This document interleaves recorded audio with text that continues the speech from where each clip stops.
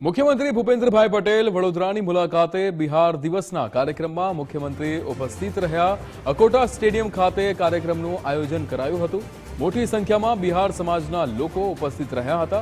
બિહારના મંત્રી રાજુસિંહ પણ કાર્યક્રમમાં ઉપસ્થિત રહ્યા। વિધાનસભાના દંડક, એમએલએ, એમપી સહિતના હોદ્દેદારો હાજર રહ્યા।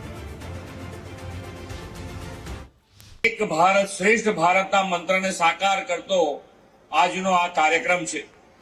વડાપ્રધાન શ્રી નરેન્દ્રભાઈ મોદીએ આપેલા સૌના સાથ, સૌનો વિકાસ, સૌનો વિશ્વાસ અને સૌના પ્રયાસના મંત્રથી દેશવાસીઓમાં પરસ્પર પ્રેમ અને વિશ્વાસની ભાવના વધુ મજબૂત બની છે।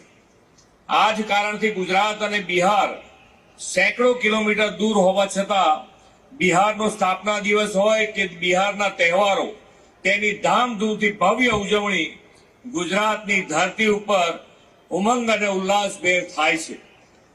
ગયા મહિને જ ગાંધીનગરમાં મિથિલા ભવનનું લોકાર્પણ કેન્દ્રીય ગૃહમંત્રી શ્રી અમિતભાઈ શાહના હાથે થયું છે।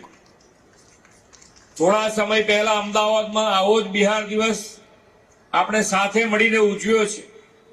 વડાપ્રધાનશ્રીના નેતૃત્વમાં ગુજરાતમાં થયેલા વિકાસની સુવાસ ચોમેર ફેલાઈ છે।